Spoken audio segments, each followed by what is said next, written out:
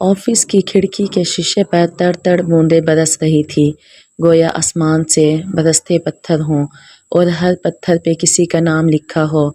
ज़हीर चंद लम्हे उसे देखता रहा, फिर गर्दन मोड़कर खिड़की को देखने लगा। हाँ, मैंने एक लुबनानी ग्रुप के साथ डील की है। वो चंद लम्हे हिल नहीं सकी, न पलक झपक सकी, न सांस लिया। उसके ज़हन ने बात को जज़ब ही नहीं किया था। तुमने क्या किया है? मेज़ से हाथ हटाए सीधी खड़ी हुई। मेरे कुछ ज़ाती मसले चल रहे हैं, मुझे पैसे चाहिए थे। सॉरी, मैं तुम्हें पहले नहीं बता सका। पीछे दरवाज़ा खुलने की आवाज़ आई, साथ ही शनासा मर्दाना आवाज़। बॉस, आपका फ़ोन बाहर गिरा हुआ था, मुसलसल बजे जा रहा है। कहने वाला खुद ही खामोश हो गया। आगे आया और मेज़ पर कशमाला का फ़ोन रख के वापस हो गया। तुमने मुझे बताए बगैर ऐसा कैसे कर सकते हो? वो इसी तरह ज़हीर को बेयकीनी से देख रही थी, क्योंकि उन्होंने अपना स्टाफ लाना है। माला, मैं हर एक की ज़िम्मेदारी नहीं ले सकता। सब अपना कुछ न कुछ कर सकते हैं। वो कदरे झिंझलाया। मैंने कहा ना, मुझे पैसे चाहिए थे, बहुत ज़रूरी। ज़हीर, तुमने मुझे बताए बगैर ऐसा कैसे कर सकते हो? उसको लगा उसे सांस नहीं आ रहा। मैं कर सकता हूँ, मैं इस रेस्तरां का मालिक हूँ। हमारे दरमियान कभी कोई ऐसी बात तय नहीं हुई थी जिससे मेरा ये हक सल्ब हो जाए। मालिक? तुम मालिक हो? ज़हीर, मैंने ये रेस्तरां बनाया तुम्हारे साथ, अपने इन्हीं हाथों से, और तुमने 1 मिनट में इसको बेच दिया। उसने खुद को बोल और तब किसी उड़ते तीर की तरह एक फ़िक्रा ज़हन में पेवस्त हो गया। वो अपना स्टाफ लाएंगे? ये तुम कह रहे हो कि मैं और हमारा स्टाफ, हम सब जॉबलेस हो गए हैं? वो 2 कदम पीछे हुई और बेयकीनी से उसे देखा। ज़हीर के चेहरे पर मलाल उभरा। माला, तुम इतनी काबिल, इतनी टैलेंटेड हो, तुम कुछ भी कर लोगी यार। मेरा मसला समझो। वो कुछ और भी कह रहा था, लेकिन इसे कुछ सुनाई नहीं दे रहा था। वो ज़हीर के ऑफिस से निकली तो ज़हन शल था। इसे अपने ऑफिस तक जाने के लिए टेरेस अबूर करना था। वो कदम कदम आगे बढ़ने लगी। जर्द जूते मज़ीद गीले होते गए। उसने टेरेस की दीवार पर हाथ फेरा। ये वॉल टाइल्स इसने सेलेक्ट की थी। ग्रास टैरिफ कितने मिलीमीटर रखनी है, ये इसने तय किया था। फॉल सेलिंग का डिज़ाइन, लाइटिंग किस तर्ज की करनी है, रेस्टोरेंट का थीम और मेन्यू क्या होगा, ये सब उसी ने तय किया था। हर शय पे ज़हीर का पैसा और कशमाला मुबीन के 5 साल लगे थे। एकदम कतरों का रास्ता रुक गया। कशमाला ने चौंक के गर्दन मोड़ी। पानी की बौछार के पार वो भूरी आंखों वाला नौजवान बाजू लंबा करके इसके ऊपर छतरी ताने हुए थे। आप भीग रही हैं। वो फिक्रमंदी से उसे देख रहा था। कशमाला चंद सानिये तक उसका चेहरा तकती रही, फिर मुड़ गई। अभी जहन के अंदर कोई मंजर जज़ब नहीं हो रहा था। उसे जल्द से जल्द खुली फिजा में वापस जाना था। ओशन से दूर, ज़हीर से दूर, उस सब से दूर। बारिश शाम तक वक्फे वक्फे से बरसती रही। लगता था कोई बादल फट गया है या किसी का दिल था। वो बत्तियां बुझाए अंधेरा लाउंज में सोफे में पर लेटी रही। उसका जूड़ा ढीला हो चुका था और रोने से सारा मस्कारा बह गया था। ज़हीर ने कब रेस्टोरेंट बेचा उसे इल्म नहीं हुआ, या शायद इसे इल्म हो सकता था। वार्निंग साइन अरसे से आ रहे थे। चंद हफ्ते पहले ओशन में ज़हीर के कोई लबनानी दोस्त आए हुए थे। कम अज़ कम ज़हीर ने यही कहा था कि उसके दोस्त हैं। वो उनके साथ रेस्तरां में नहीं बैठा, सारी जगह घुमा फिरा के फिर इन्हें अपने ऑफिस में लेकर बंद हो गया। और हाँ, इसने सुन रखा था कि ज़हीर की बीवी का इसरार है वो दोनों इसके माँ बाप के पास ऑस्ट्रेलिया शिफ्ट हो जाएं। कोई ख़ानदानी मसले थे। ज़हीर ने इससे पहले भी कई चंद बड़े फ़ैसले माला को एतमाद में लिए बगैर किए थे। माला बाजी, जाने मगरिब डूबे कितना वक्त बीता था जब टेरिस का दरवाज़ा बजने लगा। मुमानी की मुलाजमा आई थी। वो बदीकत उठी, आंखें साफ की, बाल कानों के पीछे अड़से और दरवाज़ा खोला। नसरीन के हाथ में कांच की प्लेट थी जिस पे चॉकलेट ब्राउनीज रखी थी। ये आपकी मुमानी ने भिजवाई हैं।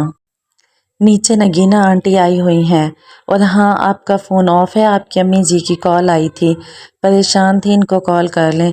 जल्दी जल्दी बता के वो मुड़ी, फिर वो वापस पलटी और टेरेस की लाइट तो जला दें। वो चौंकी, उसने आज वाकई कोई बत्ती नहीं जलाई थी। बाहर अंधेरा फैल चुका था, वक्त का एहसास ही ख़त्म हो गया था। ब्राउनीज़ की प्लेट इसने सेंटर टेबल पर रखी, खुद वज़ू करने चली गई। क़ज़ा नमाज अदा की और वहीं जाए नमाज पर ज़मीन पर बैठ गई। आंखों से आंसू टप टप फिर से गिरने लगे। میرے ساتھ یہ کیوں ہوا ہے اللہ تعالیٰ؟ میں لوگوں کے دل نہیں دکھاتی، زکوٰۃ ادا کرتی ہوں، صدقے دیتی ہوں، میں تو چونٹی تک کو نہیں مارتی، پھر بھی میری جاب چلی گئی۔ اتنا بڑا سیٹ بیک، دعا کے لیے ہاتھ اٹھائے لیکن کیا دعا مانگے؟ اب کہاں سے شروع کروں دوبارہ اسکوائر ون سے؟ 5 سال میں نے اس شہر میں اوشن کو سیٹ کیا، اپنی ایک سوشل لائف بنائی اور ایک ہی دن میں سب ملیا میٹ ہو گیا۔ نظریں اندھیر لاؤنج میں نصب بک شیلف تک اٹھی، اوپر سے پتہ نہیں کون میرے پیچھے پڑا ہوا ہے۔ میں کیا کروں اللہ تعالیٰ؟ وہ واپس صوفے پہ آ بیٹھی، روئی آنکھیں میز پہ رکھی براؤنیز پہ جمی تھی۔ صبح تک وہ ایک بہت اچھی جاب کی مالک تھی، وہ ایک نیا بزنس پلان کرنے جا رہی تھی، اس کے پاس گھر جانے کا وقت بھی نہیں ہونا تھا، زندگی مصروف اور پر امید تھی۔ شام ہونے سے پہلے وہ جاب لیس تھی۔ اس نے کھڑکی سے باہر پھیلے اندھیرے کو دیکھا۔ اس وقت وہ ہمیشہ ریستوران میں ہوتی تھی، یہ گہما گہمی کا وقت ہوتا تھا، لیکن آج وہ واپس زیرو پہ پہنچ کے گھر بیٹھی ہوئی ہے۔ وہ میٹھے کی شوقین نہیں تھی، یہ الگ بات تھی کہ وہ بیکری بنانا چاہتی تھی، لیکن وہ ان لڑکیوں میں سے نہیں تھی جن کو چاکلیٹ آئس کریم خوش کر دیتی ہیں۔ ذرا سا میٹھا کھانے پہ بھی اس نے پانی کا گھونٹ بھر کے اس کے ذائقے کو ختم کرنا پڑتا تھا، لیکن جہاں آج اس نے اتنا سب کچھ غلط ہو چکا تھا، وہاں براؤنیز ہی صحیح۔ اس نے ایک ٹکڑا اٹھا لیا اور بائٹ لی، میٹھی سی کڑواہٹ منہ میں گھل گئی۔ پھر اس نے موبائل آن کیا، ماں کے میسیجز آئے ہوئے تھے۔ اس نے کال بیک کی، کیسی ہے میری بیٹی؟ ماں اس کی آواز سے ہی کھل اٹھی، فون کیوں نہیں اٹھا رہی تھی؟ بس کام میں بڑی بزی تھی۔ تمہاری ممانی تو کہہ رہی تھی شاید سوئی پڑی ہو، آج بتیاں بھی نہیں جلائی؟ اف، لاہور تک بتا دیا انہوں نے کہ مالا نے بتی نہیں جلائی۔ میں کام کر رہی تھی ماں، وہ جھنجھلا گئی۔ ماں خاموش ہو گئی۔ تم نے آج ظہیر کو اپنا نیا بزنس پلان دینا تھا، اس کا کیا بنا؟ اس کے حلق میں آنسوؤں کا پھندا پڑ گیا، آواز آہستہ ہو گئی۔ آپ نے دعا مانگی تھی؟ ہاں بیٹے، میں نے دعا مانگی تھی کہ جو ہو تمہارے حق میں بہتر ہو۔ اس نے سڑ کی آواز کے ساتھ گیلی سانس ناک سے اندر کھینچی۔ اصل میں کام نہیں بنا، ظہیر انٹرسٹڈ نہیں ہے۔ آواز کو نارمل بنانے کی کوشش کی، بلکہ وہ شاید باہر شفٹ ہونے کا سوچ رہا ہے۔ کہہ رہا تھا کہ شاید ریستوران بھی بیچ دے۔ وہ اتنی جلدی اتنی بڑی بات نہیں بتا سکتی تھی، اس میں ہمت نہیں تھی۔ ایک لمحے کے لیے ماں خاموش ہو گئی۔ مالا، ان کی آواز ویسی ہی پرسکون تھی، اس نے تمہیں بغیر بتائے ریستوران بیچ دیا ہے نا؟ مالا کی آنکھوں سے زادو قطار آنسو گرنے لگے۔ اس نے بتکت لبوں پہ ہاتھ رکھ کے سسکی اندر روکی۔ کیسے پتہ چل جاتا ہے ماں کو ہر بات کا؟ دفع کرو اس کو، تم گھر آ جاؤ، عزا کی شادی بھی ہے، مل کے اٹینڈ کریں گے۔ انہوں نے بڑے تحمل سے بات بدل دی تھی۔ ماں کو اس کے کام کی کامیابی ناکامی سے کبھی فرق نہیں پڑا تھا۔ ان کو بس 2 چیزوں کی فکر ہوتی تھی، ان کے بچوں نے نماز پڑھی یا ان کے بچوں نے کھانا کھایا۔ ماں کی کال بند ہوئی تو کچھ دیر بعد ماہی کی ویڈیو کال آنے لگی۔ اسے معلوم تھا کہ خبر کینیڈا تک پہنچ گئی ہوگی۔ ماں بتا رہی تھی کہ ظہیر نے تم سے پوچھے بغیر ریستوران بیچ دیا۔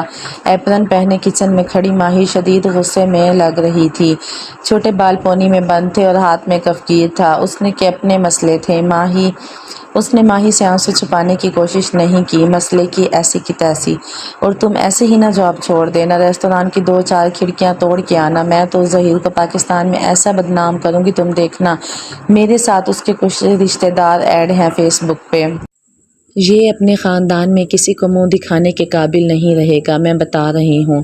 ماہی کفگیر گھما گھما کے کہہ رہی تھی۔ اس کا بس نہیں چل رہا تھا کہ وہیں سے ظہیر کا سر توڑ دے۔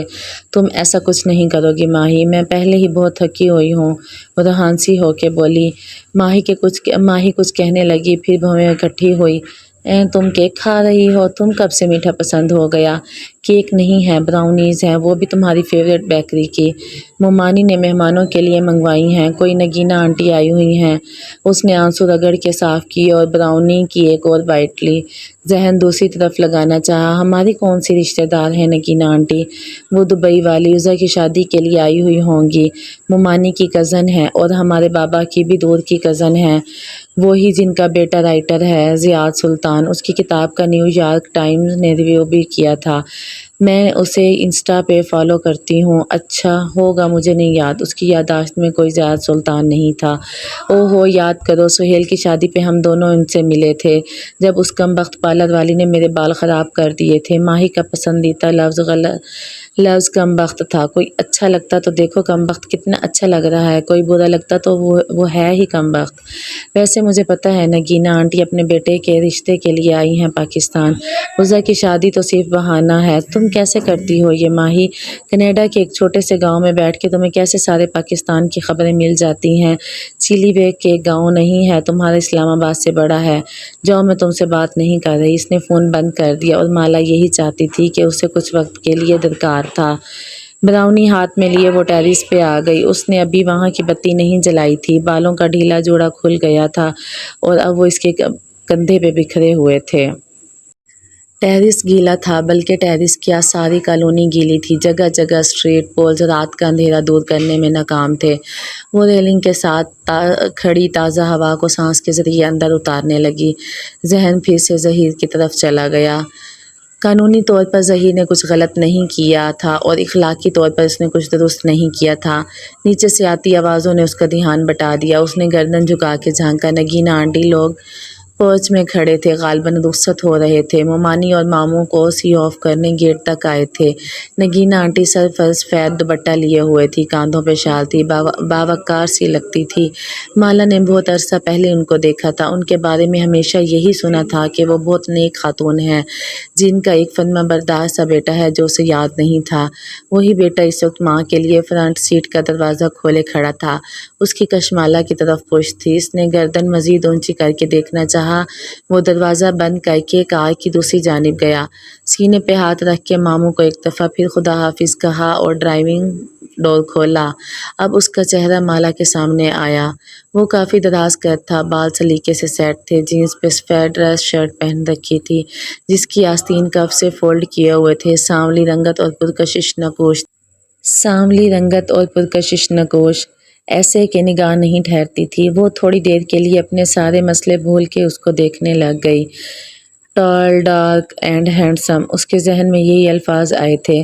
تو یہ تھا زیاد سلطان، انٹرسٹنگ۔ دروازہ کھولتے ہوئے زیاد کی نظر اوپر اٹھی، جیسے اسے احساس ہو گیا تھا کہ کوئی اسے دیکھ رہا ہے۔ وہ جو ایک ہاتھ ریلنگ پہ جمائے دوسرے سے براؤنی کھا رہی تھی، گڑبڑا کے جلدی سے پیچھے ہوئی۔ دل زور سے دھڑکا۔ اف کتنا برا لگا ہوگا، مگر نہیں، ٹیرس اندھیرے میں ڈوبا ہوا تھا، زیاد کو نظر نہیں آیا ہوگا۔ ہاں ٹھیک ہے، اس نے خود کو تسلی دی۔ گاڑی کے ٹائر باہر نکلنے کی آواز آئی تو واپس سیدھی ہوئی، پھر ٹیرس کی بتی جلائی اور اندر آ گئی۔ آپ آج جلدی میں چلی گئیں اس لیے پوچھ نہیں سکا۔ اندر آ کے موبائل اٹھایا تو کیف کا میسیج سامنے تھا۔ صبح کتنے بجے کام پہ آؤں؟ ذرا سی دیر کے لیے وہ اپنا غم بھولی تھی۔ ایک دم سے سب تازہ ہو گیا۔ اس نے 9 بجے لکھ کے بھیج دیا۔ اسے صبح ایک دفعہ پھر روشن جانا تھا۔ وہ صوفے پہ آلتی پالتی کیے بیٹھی اور لیپ ٹاپ گود میں رکھا۔ اسے وہ کنٹریکٹ پڑھنا تھا جو ظہیر نے اس کے ساتھ کیا تھا۔ اسے یاد تھا کہ وہ بنا 3 ماہ کے نوٹس کے اسے جاب سے نہیں نکال سکتا تھا۔ اگر وہ نکالتا تو اسے کتنا مداوا بھرنا تھا۔ وہ ظہیر سے لڑائی نہیں کرے گی، نہ ہی اس پہ چیخے گی، چلائے گی یا اس کو الزام دے گی۔ یہ اس کی فطرت میں نہیں تھا، لیکن وہ اس سے اپنا حق ضرور لے گی۔ اگلی صبح گزشتہ روز جیسے ہی صبح روشن اور خوبصورت اتری تھی، لیکن کشمالہ مبین کے لیے سارا شہر بے رونق اور اداس ہو گیا تھا۔ وہ کاغذوں کا پلندہ لیے صبح ظہیر کے آفس میں گئی، دروازہ بند کر دیا۔ اسٹاف اور ویٹرس آس پاس ستونوں اور دیواروں کے پیچھے کھڑے ہو کے سننے لگے۔ سارا ماحول سہما ہوا اور اداس تھا۔ کیف اس کے انتظار میں بار کاؤنٹر کے ساتھ اونچے سٹول پہ بیٹھا تھا، کاؤنٹر ٹاپ پہ رکھے کافی مگ میں چمچ ہلاتے ہوئے اطراف کا جائزہ لے رہا تھا۔ جب سیڑھیوں پہ آہٹ ہوئی، اس نے نظریں اٹھا کے دیکھا، وہ زینے اتر رہی تھی۔ اس نے آج سیاہ لمبی قمیض کے ساتھ سفید دوپٹہ کاندھے پہ ڈالا ہوا تھا، بالوں کا جوڑا بندھا تھا اور ایک لٹ دائیں گال کو چھو رہی تھی۔ آج اس نے ٹاپس نہیں پہنے تھے، پیروں میں سفید ہیلز تھی اور پیشانی پہ ابھی تک بل تھے۔ چہرہ تمتمایا ہوا تھا۔ ہاتھ میں ایک باکس تھا جس میں اس کی چیزیں تھیں۔ سب سے اوپر کیکٹس کا ننھا سا گملہ تھا۔ وہ اٹھ کھڑا ہوا اور اس کے ہاتھ سے باکس لے لیا۔ تھینکس۔ اس نے سرسری نظر کیف پہ ڈالی۔ اس کے نئے جوگز آج بھی اجلے سفید تھے، البتہ حلیہ وہی تھا، بڑی شیو، ماتھے پہ آئی نو عمر لڑکوں جیسا بلدار بال، ٹی شرٹ پہ کالر والی شرٹ جس کے بٹن سامنے سے کھلے تھے، چہرے پہ مسکراہٹ اور ہاتھ کو پیچھے باندھے ہوئے یس باس۔ مجھے مال تک جانا ہے، تم ڈرائیو کرو گے؟ کار ریموٹ اس کی طرف بڑھایا اور خود آگے بڑھ گئی۔ کیف باکس اٹھائے اس سے 2 قدم پیچھے تھا۔ یکدم کشمالہ کو احساس ہوا کہ وہ رک گیا ہے۔ اس نے پلٹ کے دیکھا، وہ ریسٹوران کے ہال کے مرکزی دیوار کے سامنے رکا ہوا تھا، گردن اونچی اٹھائے وہ دیوار کو دیکھ رہا تھا۔ وہ دیوار بذات خود ایک پینٹنگ تھی۔ وہاں ایک منظر بنا تھا، ساحل کی ریت، پیچھے نظر آتا نیلا سمندر جس کی سطح پہ دھوپ چمک رہی تھی، ایک جھولا جو ریت پہ ستونوں سے نصب کیا گیا تھا، جھولے پہ ایک کتاب درمیان سے کھول کے الٹی رکھی تھی۔ منظر اتنا خوبصورتی سے پینٹ کیا گیا تھا کہ حقیقت کا گمان ہوتا تھا۔ دیوار کے آگے فرش پہ اصلی ریت اور سیپیاں بکھری تھیں۔ وہ صرف پینٹنگ نہیں تھی، 3D پینٹنگ تھی۔ کیف کی نظریں دیوار کے نچلے کونے تک گئیں، وہاں مالا کے نام کے دستخط تھے، ساتھ 5 برس قبل کی تاریخ درج تھی۔ اس نے گردن موڑ کے ستائشی نظروں سے مالا کو دیکھا جو اس کی منتظر کھڑی تھی۔ یہ آپ نے پینٹ کیا ہے؟ چلیں، وہ بنا کسی تاثر کے بولی اور دروازے کی طرف اشارہ کیا۔ وہ گہری سانس لے کے اس کے ساتھ ہو لیا۔ آپ الویژن آرٹسٹ بھی ہیں، مجھے اندازہ نہیں تھا، وہ اس کے پیچھے چلتے ہوئے کہہ رہا تھا۔ پرانی بات ہے، وہ جیسے اس کے بات کو اہمیت نہیں دے رہی تھی۔ کیف خاموش ہو گیا۔ راستے میں وہ خاموشی سے کھڑکی سے باہر دیکھتی رہی۔ 1-2 بار نگاہ اٹھا کے کیف کی طرف دیکھا تو احساس ہوا کہ اس نے بیٹھتے ہی بیک ویو مرر کو چھت کی طرف کر دیا تھا تاکہ ڈرائیور اور سواری ایک دوسرے کو نہ دیکھ سکیں۔ صفورہ درست کہہ رہی تھی کہ اس کا کزن ڈیسنٹ ہے، ورنہ ہر ڈرائیور بیک ویو مرر سے گھورتا ضرور ہے۔ سنو، تم ڈرائیورز یونیفارم نہیں پہن سکتے؟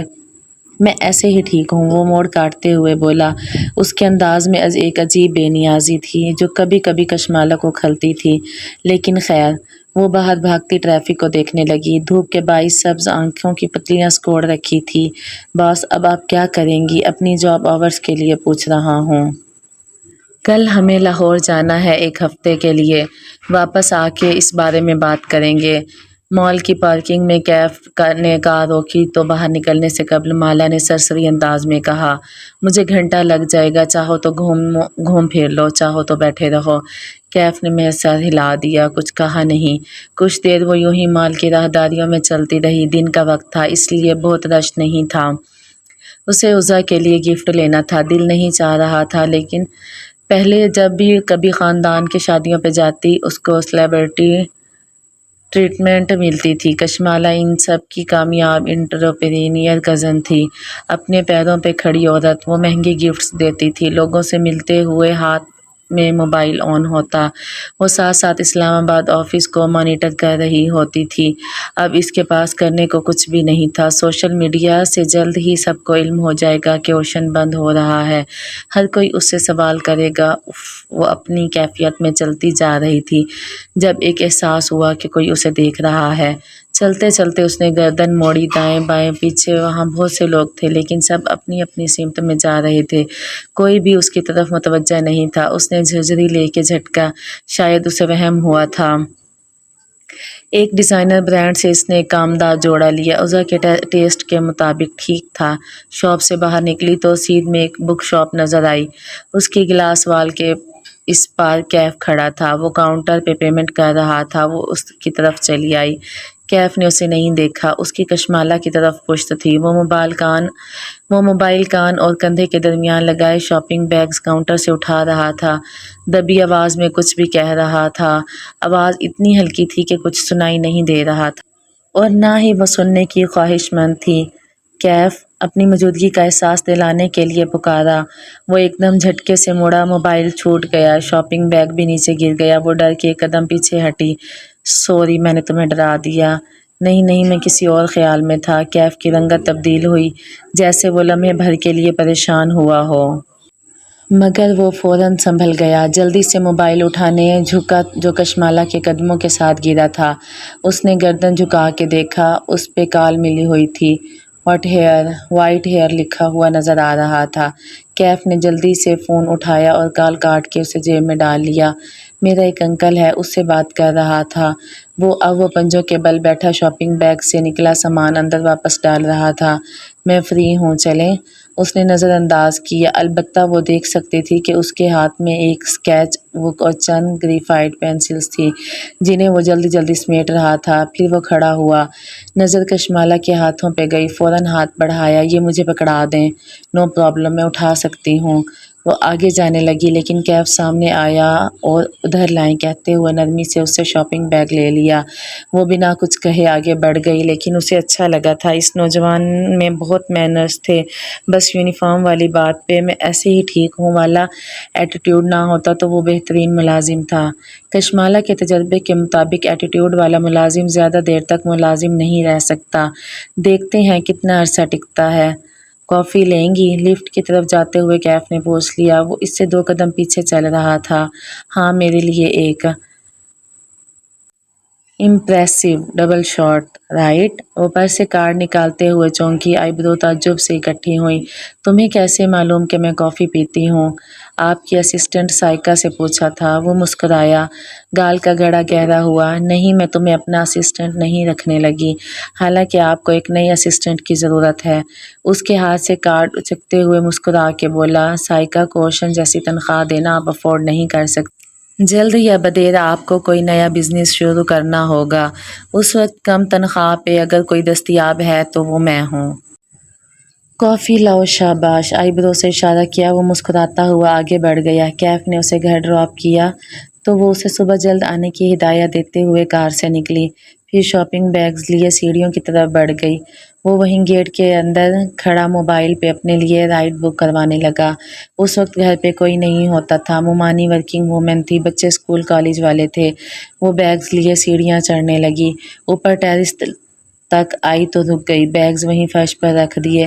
گردن موڑ کے پیچھے دیکھا تو وہ موبائل کان سے لگا ادھر ادھر ٹہل رہا تھا۔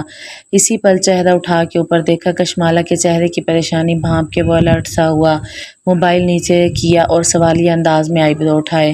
ادھر آؤ، اس نے 2 انگلیوں سے اوپر آنے کا اشارہ کیا۔ وہ تیزی سے اندر آیا، سیڑھیاں 2 کر کے پھلانگی، انداز جو کرنا تھا۔ ٹیرس کے دہانے پہ وہ آ کے وہ رک گیا، نظریں فرش سے ہوتی ہوئی داخلی دروازے تک اٹھتی گئیں۔ تم نے پوچھا تھا نا میرے پیچھے گارڈ جاب کیوں چھوڑ جاتے ہیں، یہ ہے اس کی وجہ۔ کشمالہ نے فرش کی طرف اشارہ کیا۔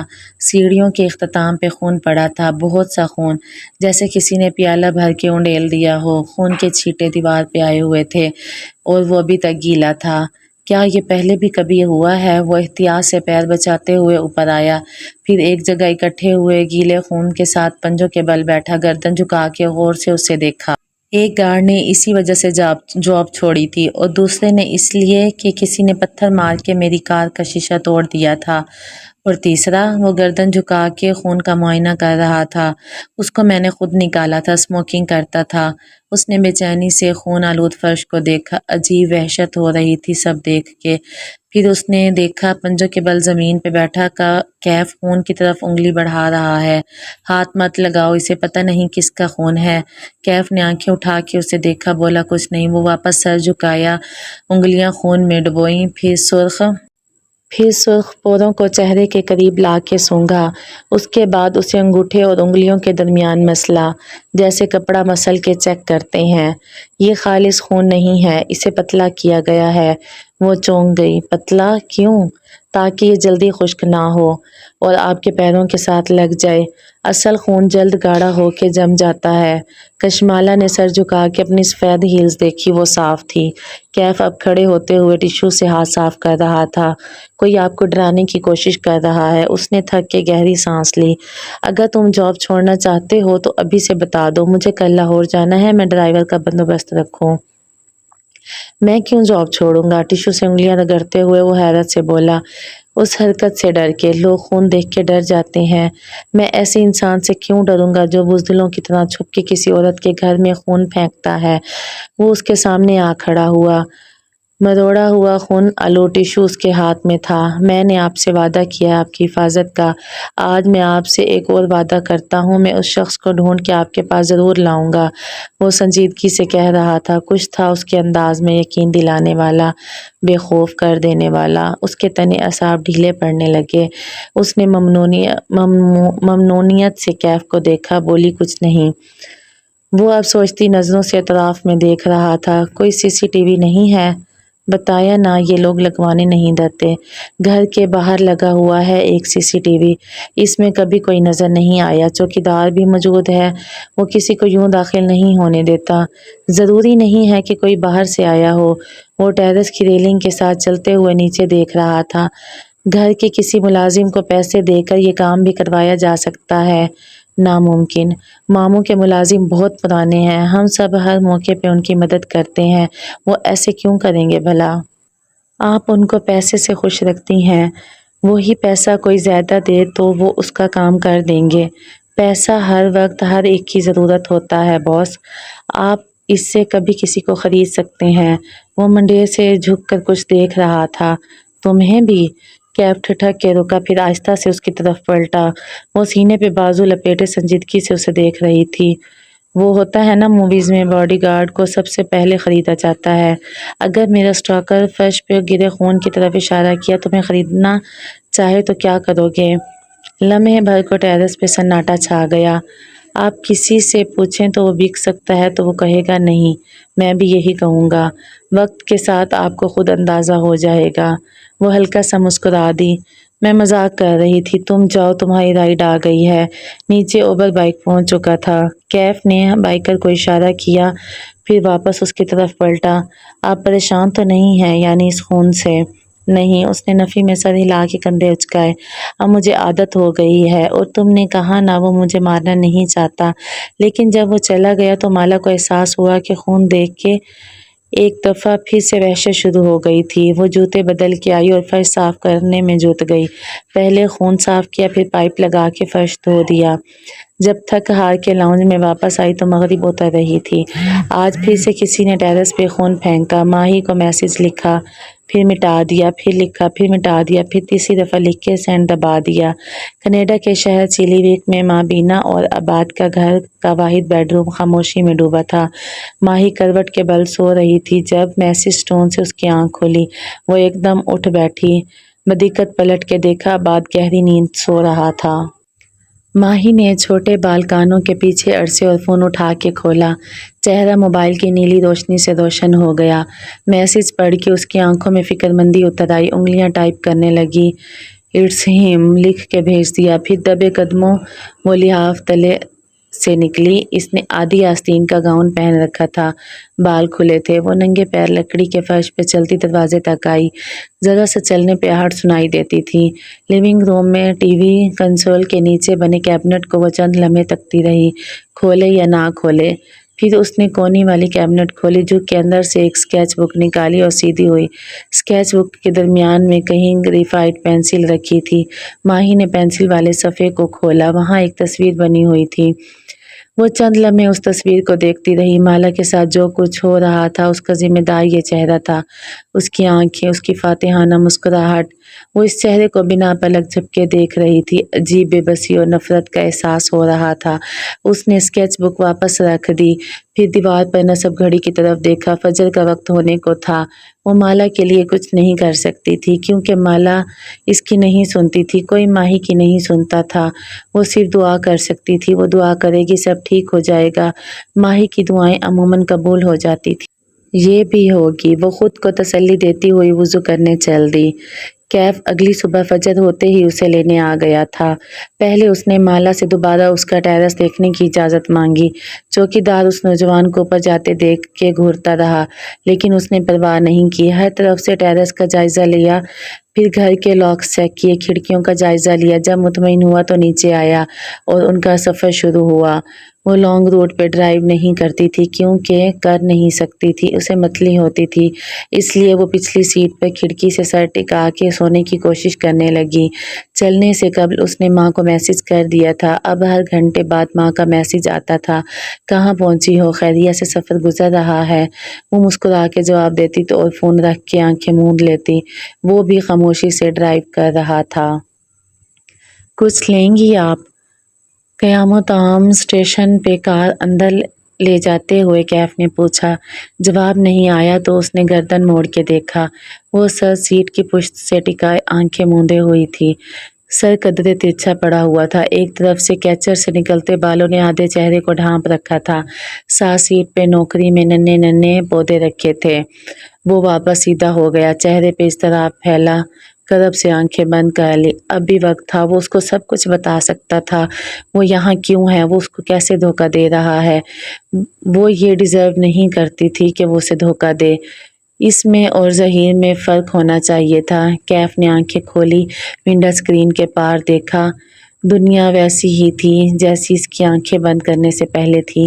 آنکھیں بند کر لینے سے حقیقت نہیں بدل سکتی تھی، اسے خاموشی سے صرف اپنا کردار ادا کرنا تھا۔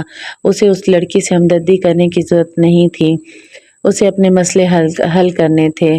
وہ اس کو دھوکہ ضرور دے رہا تھا لیکن ساتھ ہی وہ اس کی حفاظت بھی کرے گا، یوں حساب برابر ہو جائے گا۔ بس 2 ماہ وہ اس کی نوکری کرے گا اور پھر کہیں غائب ہو جائے گا، وہ اسے بھول جائے گی اور معاملہ دفن ہو جائے گا۔ بس 2 ماہ اور۔ کشمالہ کھڑکی کے شیشے پہ دستک ہوئی تو اس نے چونک کے آنکھیں کھولی، پھر شیشہ نیچے کیا۔ کیف باہر کھڑا کافی کا کپ اس کی طرف بڑھائے ہوئے تھا۔ ریسٹ ایریا آ گیا، وہ خود سے بولی اور کپ تھام لیا۔ آنکھوں میں ابھی تک کچی نیند تھی۔ وہ گھوم کے واپس ڈرائیونگ سیٹ تک آیا، اپنی کافی اس نے کپ ہولڈر میں رکھی اور سیٹ بیلٹ پہننے لگا۔ ایک بات پوچھوں آپ سے؟ کار سٹارٹ کرتے ہوئے بولا۔ وہ کافی کے گھونٹ بھرتے ہوئے اسے سنے گئی۔ آپ کے پاس کوئی فیوچر پلان تو ہوگا، دوبارہ سے اپنا کام سیٹ کرنے کا پلان؟ تمہارا مطلب ہے کامیابی کا نیا پلان؟ وہ باہر دیکھتے ہوئے تلخی سے مسکرایا۔ اسکول سے یونیورسٹی تک، کتابوں سے انٹرنیٹ تک، سب یہی سکھاتے آئے ہیں کہ کامیاب کیسے ہونا ہے، کوئی یہ کیوں نہیں سکھاتا کہ ناکام کیسے ہونا ہے؟ جاب چلی جائے گی تو کیا کرو گے؟ کام میں نقصان ہوگا تو کیا کرو گے؟ صفر سے دوبارہ کیسے شروع کرو گے؟ سب ہمیں کامیابی کے لیے تیار کرتے ہیں، کوئی ہمیں ناکام ہونے کے لیے تیار کیوں نہیں کرتا؟ میرے خیال میں انسان کا ایکسیڈنٹ ایک دم سے نہیں ہوتا، پہلے نیئر مس ہوتے ہیں تاکہ ہم سنبھل جائیں، ریڈ فیلنگز نظر آتے ہیں۔ ظہیر کے بارے میں بھی آپ کو نظر آئے ہوں گے، وہ ڈرائیو کرتے ہوئے سنجیدگی سے کہہ رہا تھا۔ کشمالہ نے سوچتی نظروں سے اس کے کندھے کی پشت کو دیکھا۔ کیا تمہیں قرضوں میں گرنے سے پہلے ریڈ فیلنگز نہیں نظر آئے تھے؟ طنز نہیں کر رہی، اس لیے پوچھ رہی ہوں کہ کیونکہ تم بہت سمارٹ لگتے ہو، پھر اتنا نقصان کیسے کر لیا اپنا؟ کیف نے گہری سانس لی۔ ایک اچھا بزنس مین بننے کے لیے سمارٹ ہونا کافی نہیں ہوتا، پھر کیا چاہیے ہوتا ہے؟ ایک آئیڈیا، ایک یونیک آئیڈیا، اس آئیڈیا سے محبت کرنے والا، پھر اس کے گرد بہت محنت سے اپنے کام کو تعمیر کرنا۔ اس کی آواز میں جوش سا بھر گیا تھا۔ پھر اس آئیڈیا کو کامیاب کرنے کے لیے ایک اچھی ٹیم بنانا اور بیچنے سے پہلے اپنی ٹارگیٹ آڈینس کا علم ہونا، اپنے کام کی کوالٹی اور ویلیوز پہ کبھی سمجھوتا نہ کرنا۔ وہ اسٹیئرنگ وہیل پہ ہاتھ جمائے بولے جا رہا تھا اور وہ انگلیوں پہ گن رہی تھی۔ مگر یہ سب کافی نہیں ہوتا باس، بزنس میں ترقی یہاں سے آتی ہے۔ ایک ہاتھ اسٹیئرنگ سے ہٹا کے اپنی پیشانی پہ دستک دی۔ آپ کی پیشانی سے کے بخت سے؟ کشمالہ نے تعجب سے آئی برو اٹھائی۔ یعنی قسمت، اس نے تائید میں سر ہلایا۔ تم کہہ رہے ہو کہ انسان کی قسمت اس کی محنت سے زیادہ ضروری ہے؟ محنت اور بزنس کی سمجھ بوجھ یہ لازم ہے، لیکن اس کے باوجود بھی ہم فیل ہو جاتے ہیں کیونکہ اس چیز میں ہمارا بخت نہیں ہوتا، لیکن وہ کسی دوسری چیز میں ضروری ہوتا ہے۔ آپ اگر بخت ریسٹوران میں نہیں ہے تو شاید وہ کسی اور کام میں ہو۔ اب بتائیں، کیا میں اسسٹنٹ پوزیشن کے لیے ہائر کر لیا گیا ہوں؟ جانتے ہو تم میں اور میرے پرانے ڈرائیور میں کیا فرق ہے؟ وہ میری طرح اسٹریٹ اور سمارٹ نہیں تھے۔ وہ اتنا بولتے نہیں تھے اور چہرہ موڑ کے باہر دیکھنے لگی۔ اس سے بہتر اسسٹنٹ کشمالہ کو نہیں ملنے والا تھا، لیکن ابھی وہ اس بات کا اعتراف کرنا نہیں چاہتی تھی۔ کشمالہ، معید، مابینہ اور حورجہاں کا گھر مبین منزل کہلاتا تھا۔ شہر کے ایک پوش علاقے میں بنا ایک کنال کا وہ 2 منزلہ گھر، جس کے لان میں بوگن ویلیا کے درخت ہر دیوار کے ساتھ اگے تھے۔ گھر کا کوئی کونا گملوں اور بیلوں سے خالی نہ تھا۔ وہ کار سے باہر نکلی اور آنکھیں بند کر کے اپنے گھر کی فضا میں گہرا سانس لیا۔ کہتے ہیں انسان محبت اور سکون کی تلاش میں ساری دنیا کا سفر کرتا ہے، مگر وہ اس کے گھر پہ اس کا منتظر ہوتا ہے۔ سلیم گیٹ بند کر کے آیا تو اس نے کیف کی طرف اشارہ کیا، جو کار ٹرنک سے اس کا سامان نکال رہا تھا۔ یہ میرا ڈرائیور ہے کیف، اس کو اس کا کمرہ دکھا دو اور کھانا کھلا دو۔ پھر وہ آگے آئی، داخلی دروازہ کھولا۔ سامنے راہداری تھی جو لاؤنج میں کھلتی تھی۔ برسوں پرانی عادت تھی، اسے معلوم تھا جب وہ راہداری کا کونا مڑے گی تو ایک تخت نظر آئے گا، اس تخت پہ ماں بیٹھی ہوگی۔ کشمالہ کے قدم آگے بڑھے، راہداری کا کونا عبور کیا، سامنے وہی پرانا منظر نظر آیا۔ لاؤنج میں صوفے بھی تھے، لیکن حور جہاں بیگم تخت پہ بیٹھی تھی، ایک ٹانگ سیدھی لمبی کیے، دوسری اندر کی طرف موڑے، گھٹنے کے ساتھ سبزی کے تھال رکھے تھے۔ سر پہ دوپٹہ تھا جو ایک کان کے پیچھے اڑسا ہوا تھا۔ وہ چہرہ جھکائے آلوؤں کے قطلے کاٹی جا رہی تھی، بھرے بھرے سفید بازو آستینوں سے جھلک رہے تھے۔ دائیں کلائی میں سونے کی چوڑیاں تھیں۔ حورجہاں بیگم فربہ خاتون تھی، روبدار اور دبنگ سی، لیکن ساتھ ہی کچھ نرم، بہت نرم اور ملائم سا تھا ان میں۔ چہرہ سفید گلابی سا تھا، ناک میں ہیرے کی لونگ تھی، سبز آنکھوں کے گرد جھریاں تھیں، پیشانی اور کلموں سے زیادہ سفید بال جھلکتے تھے۔ بڑھتی عمر نے ان کے حسن کو گہنایا نہیں تھا، بلکہ مزید باوقار کر دیا تھا۔ آہٹ پہ انہوں نے سر اٹھا کے دیکھا، چہرہ کھل اٹھا، سبز آنکھوں میں رونق دوڑ گئی۔ میری بیٹی آ گئی۔ چھری ایک طرف رکھی، گھٹنوں پہ ہاتھ رکھ کے پیر نیچے اتارے، پھر پیروں سے زمین پہ جوتے تلاش کیے۔ فربہ خاتون تھی، جھک نہیں سکتی تھی، تب تک وہ ان کے قریب آ پہنچی تھی۔ میری پیاری ماں، اس نے پرس ایک طرف پھینکا، جھک کے ان کے گلے لگ گئی۔ ماں کافی فربہ تھی اور وہ ان کے مقابلے میں دبلی پتلی سی تھی۔ ماں نے اس کا چہرہ دونوں طرف سے چوما۔ ان کے چہرے پہ اتنی خوشی تھی کہ بیان سے باہر تھی۔ میری بیٹی کیسی ہے؟ اچھا کیا واپس آ گئی۔ اس سے الگ ہو کے اس کا چہرہ دیکھ کے بولی، اس ظہیر کو تو چھوڑیں اس کو اماں۔ وہ ماں سے الگ ہو کے نرمی سے بولی۔ پھر دیکھا ساتھ چوکی پہ بخت بیٹھی تھی، وہ جھک کے اس سے بھی ملی۔ بخت بھی ادھیڑ عمر عورت تھی، بالوں میں تیل لگا کے کس کے چوٹی بنائے، 2 کانوں میں سنہری بالیاں پہنے ہوئے تھی۔ وہ مالا کو ملی تو بے اختیار دعا دی۔ بخت بھی جب ملتی ایسی ہی دعائیں دیا کرتی تھی۔ بخت بی بی کتنے برسوں سے ان کی ملازمہ تھی، اب تو مالا کو گنتی ہی بھول گئی تھی۔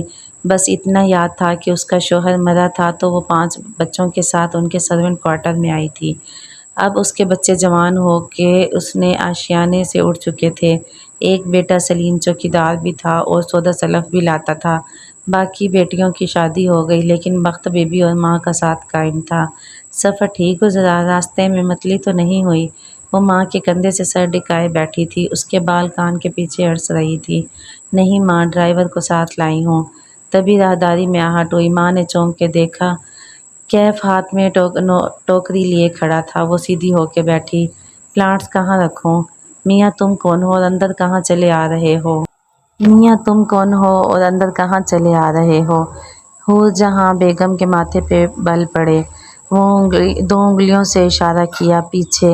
سوری میم، وہ اس حملے کے لیے تیار نہیں تھا، متذبذب سا چند قدم پیچھے ہوا۔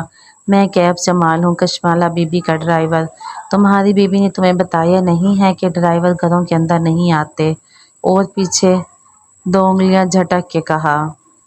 سوری، وہ ناسمجھی کے انداز میں پیچھے ہوا۔ کشمالہ نے مسکرا کے آنکھوں سے اشارہ کیا۔ کیف نے ٹوکری وہیں رکھی اور تیزی سے باہر نکل گیا۔ یہ کیا تم رنگ برنگے ڈرائیور رکھتی رہتی ہو؟ ماں نے خفگی سے اسے دیکھا۔ وہ بے اختیار ہنس دی۔ باجی یہ ڈرائیور تو نہیں لگتا۔ بخت بھی لاؤنج کی دیوار گرد کھڑی کھڑکی کو دیکھ رہی تھی۔ وہاں کیف سلیم کے ساتھ جاتا دکھائی دے رہا تھا۔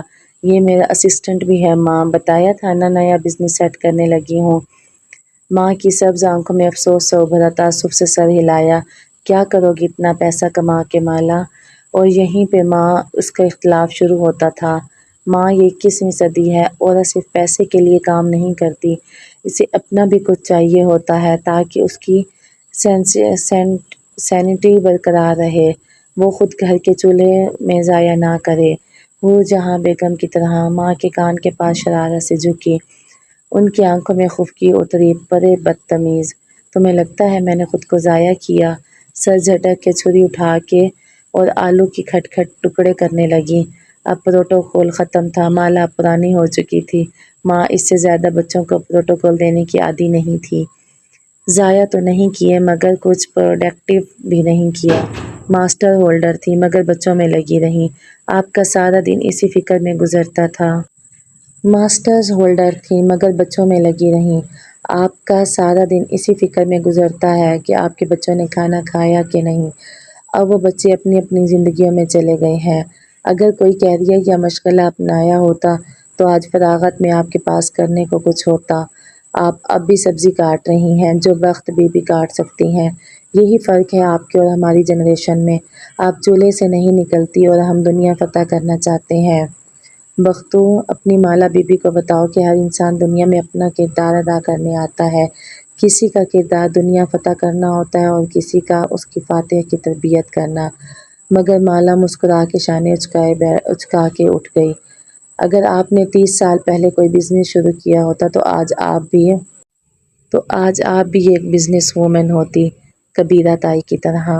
ماں نے ایک چپل کی تلاش میں پیر زمین پہ مارا۔ وہ ہنستی ہوئی بیگ اٹھا کے اپنے کمرے کی طرف چلی گئی۔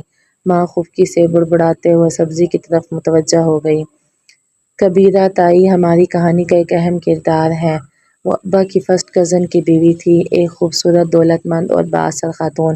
اس کے علاوہ جن خصلتوں سے وہ پہچانی جاتی تھی ان میں تکبر، بدزبانی اور منافقت سر فہرست تھی۔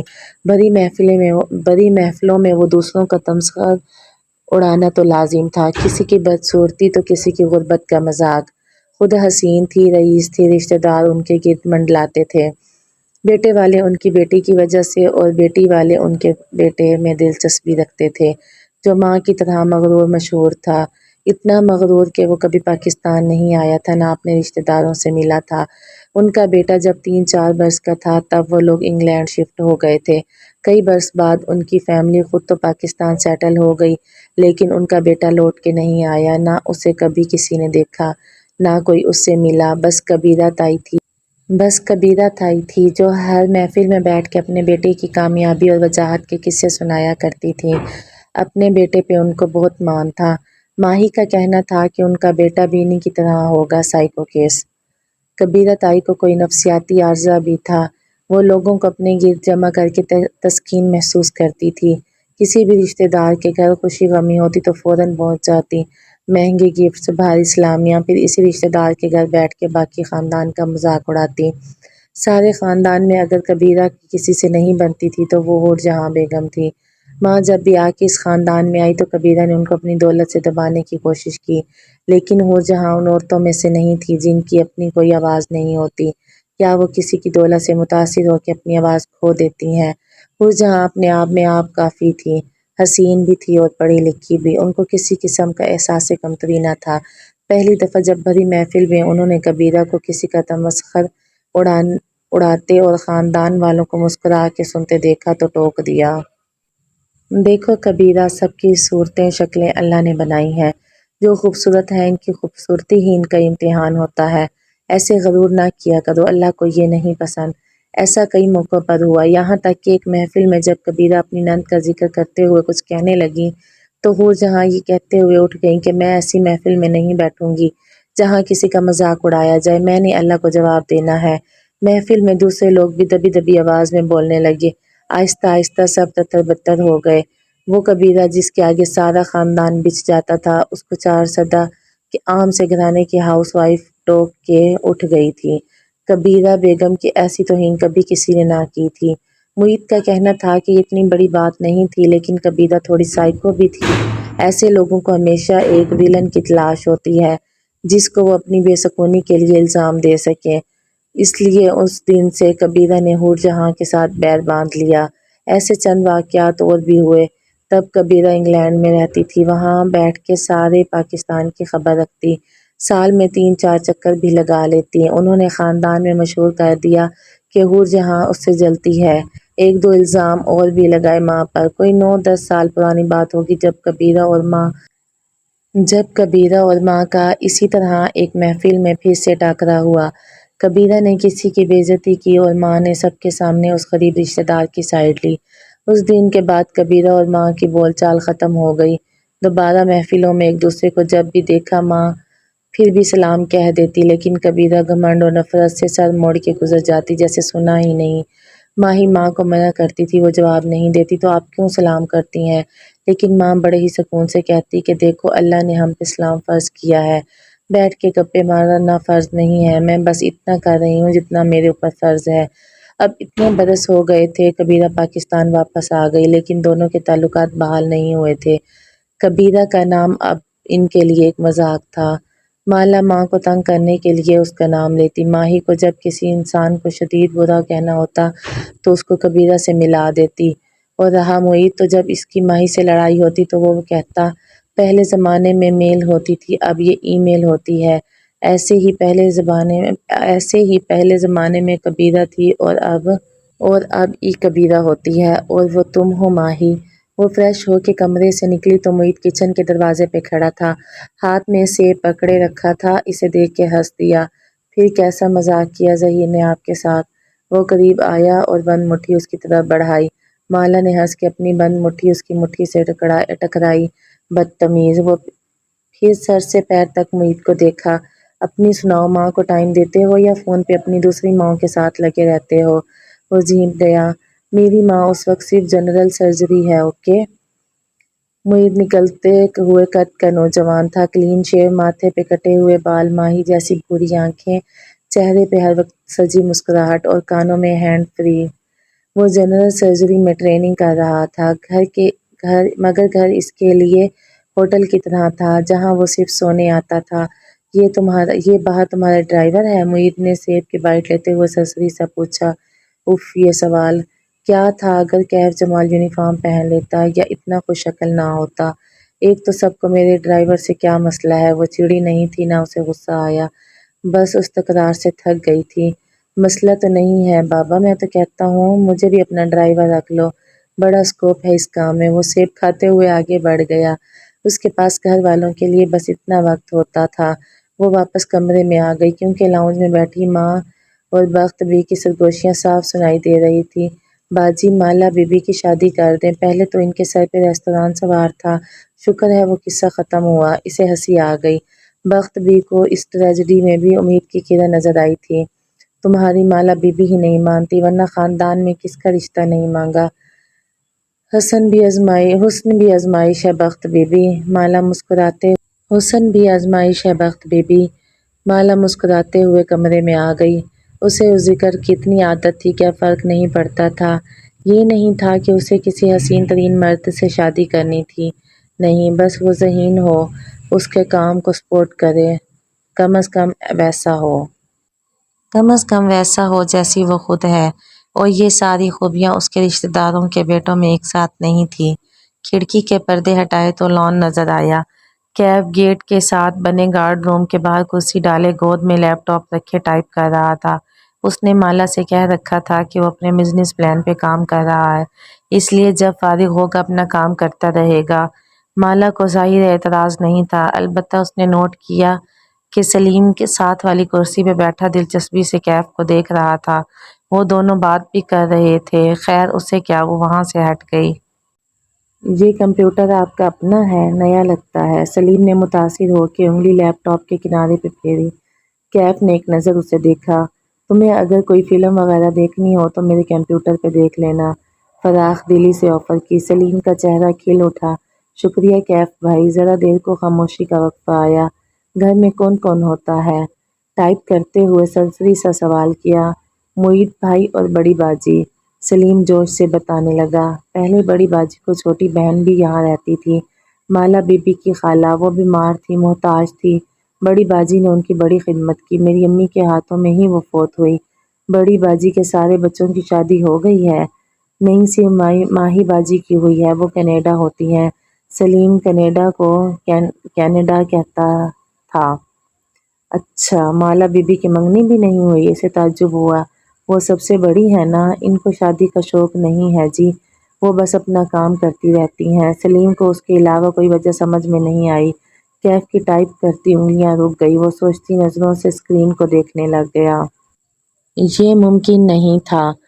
اس کا خیال تھا کہ اس کی کوئی منگنی وغیرہ تو ہو چکی ہوگی، شاید ہو کے ختم ہو گئی ہو، لیکن ایسا نہیں تھا، یہ شاید کچھ اور تھا جو اسے چبھ رہا تھا۔ چند دن پہلے تک کشمالہ مبین اس کا ایک ٹارگٹ تھی جس کے پاس اسے نوکری کرنی تھی۔ وہ اکیلی تھی، کام، ریسٹوران، گھر، لیکن آج اس نے کچھ اور دیکھا تھا۔ وہ اب صرف ایک ٹارگٹ نہیں تھی، ایک فیملی، اس کی ایک فیملی، وہ اکیلی نہیں تھی۔ اس کا لاہور آنا پلان کا حصہ نہیں تھا، شاید یہ نہیں ہونا چاہیے تھا۔ رات تک وہ گھر سے نہیں نکلی، بس کمرے میں پڑی سوتی رہی۔ کیف سے اس کی ملاقات بھی نہیں ہوئی، وہ اسے گویا یہاں لا کے بھول ہی گئی تھی۔ ڈرائیورز گھر کے اندر نہیں آیا کرتے، ان کا داخلہ صرف ڈرٹی کچن تک محدود تھا۔ ان کے لاؤنج سے ملکہ بڑا سا کچن کلین کچن کہلاتا تھا۔ کلین کچن سے ایک دروازہ چھوٹے سے ڈرٹی کچن میں کھلتا تھا اور ڈرٹی کچن سے ایک دروازہ باہر کی طرف، تاکہ ملازم یعنی سلیم یا باہر سے ڈرٹی کچن میں آئے اور اپنا ناشتہ وغیرہ، چائے وغیرہ بنا کے وہیں سے رخصت ہو جائے۔ ماں کو مرد ملازموں کا گھر کے اندر آنا پسند نہیں تھا۔ کھانا البتہ سب کا ماں خود بناتی تھی، وہ کسی اور کے ہاتھ کا کھانا نہیں کھا سکتی تھی، بلکہ اکثر اپنے ملازموں کی فرمائش پہ کھانے اور میٹھے بنایا کرتی تھی۔ ماں کہتی تھی کہ ماں نے ان کو ملازم نہیں رکھا، انہوں نے ماں کو مالک رکھا ہوا ہے۔ بخت بی اور سلیم کا کمرہ بیسمنٹ تھا۔ بیسمنٹ کی سیڑھیاں گھر کے باہر سے تھیں تاکہ ملازموں سے پرائیویسی رہے۔ انہوں نے کیف کو بھی بیسمنٹ میں کمرہ دے دیا تھا، جسے اس نے چپ چاپ قبول کر لیا۔ صبح فجر پہ اس کی آنکھ لاؤنج میں ہوتی کھٹ پٹ پہ کھلی۔ اسے معلوم تھا یہ ماں ہوں گی۔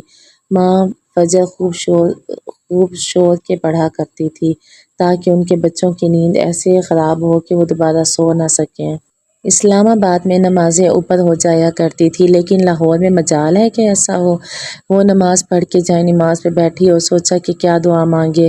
اسے اس وقت سب سے زیادہ کیا چاہیے تھا؟ نیا بزنس، وہ دوبارہ سے برسر روزگار ہو جائے، اپنے پیروں پہ کھڑی ہو جائے اور اب سے کوئی مرد اسے زحیر کی طرح دھوکہ نہ دے۔ دعا مانگ کے وہ اٹھی اور جمائی لیتے ہوئے کھڑکی کے سامنے آئی تو رک گئی۔ اندھیر لان میں گارڈ روم کے سامنے وہ گھاس پہ جائے نماز ڈالے دو زانوں بیٹھا تھا۔ وہ شاید نماز پڑھ چکا تھا۔ اب بس یوں ہی سر جھکائے بیٹھا تسبیح کے دانے گرا رہا تھا۔ اسے بہت عجیب لگا، مانا کہ بہت سے لڑکے لاپرواہ اور مغربی حلیے کے باوجود نمازیں پڑھتے ہیں، لیکن تسبیح اسے نہیں یاد کہ اس نے کبھی کسی نوجوان کو ہاتھ میں تسبیح پکڑے دیکھا ہو۔ وہ خود بھی تسبیحوں کی عادی نہیں تھی، وقت ہی نہیں ملتا تھا۔ کیف جمال تسبیح پڑھتا تھا، عجیب بات تھی۔ صبح وقت بھی جب اس کے کمرے میں کافی لائیں تو اسے حیرت ہوئی، آپ کو کب سے کافی بنانی آ گئی؟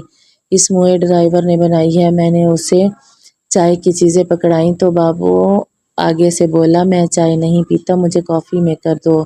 اس نے نقل کر کے بولی، پھر خود ہی کچن سے معید بھائی کا پرانا کافی میکر ڈھونڈ لایا اور سیٹ کر دیا۔ بازار سے موٹے بیجوں والے ڈبے بھی یہ لے آیا اور ساتھ مجھے یہ پکڑا دی کہ میری بیوی یہی پیتی ہے ہوں۔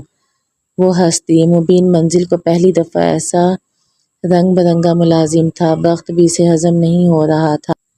چھوٹی باجی ذرا اس لڑکے کو فاصلے پہ رکھیو، مجھے یہ وارداتیہ لگتا ہے۔